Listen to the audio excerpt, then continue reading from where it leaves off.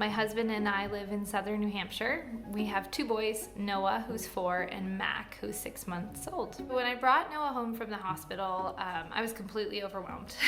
It was terrifying. I guess I thought that it was just gonna be like a baby in a stroller and just like this cute, serene experience. And I knew it would be tough, and you'll be tired. But what you don't understand is like the gravity of having it all happen at once to you in the matter of like 24 hours. All of a sudden, your body's in extreme pain. Your marriage is turned upside down. You are supporting the life of another human. And you're doing all of this on 0 sleep. The most challenging part of my postpartum recovery the first time was my physical healing. Second-degree tearing and breastfeeding was really hard for me and super painful. And so it was just like the physical ailments. I wish I had known about PMADs, perinatal mood disorders. No one had really talked to me about anything beyond postpartum depression, and I was suffering severely from postpartum anxiety, which I did not even know was a thing or that there was help for it for 3 years.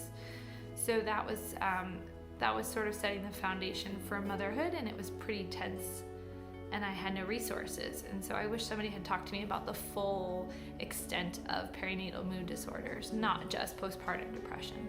I think the biggest difference in my postpartum recovery with Noah, my firstborn, and Mack, my secondborn, was that the first time you have a child, you become a mother. You weren't a mother previously, so your entire identity changes. And all of a sudden, you're grappling with the loss of your former identity, and you're mourning who you used to be and the freedoms that you had, on top of obviously caring for your own recovering body and the infant.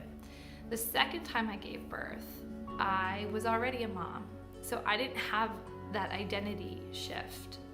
I simply just added to an identity that already existed. And so I found that giving birth a second time was much easier emotionally and psychologically for me. When I returned to work with Noah, I was going to an office and I had a team and a couple of reports. And it was difficult because I was breastfeeding. For the first time ever, I was having to pause my day 3 times a day, 2 to 3 times a day, and go pump. And nothing in your former life will ever prepare you for what it's like to like lift your shirt and express milk in an office setting where like there are like men outside like playing ping pong or chatting, and like the ping pong hits the door and you're like, oh, you're trying to like cover up really quickly. The trick behind it was just essentially scheduling breaks and pacing myself and setting boundaries in a way that I hadn't the first time around. Saying no to 99.9% of things and requests that came my way.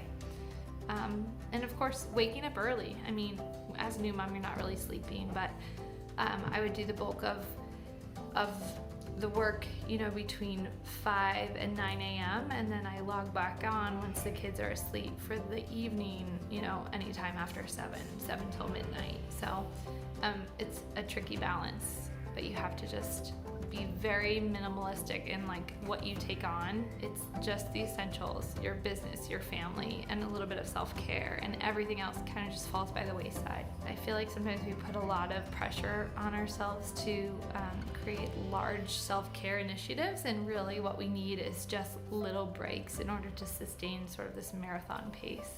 We're used to sustaining a pace in society which is like super busy and a packed calendar and lots of to-dos.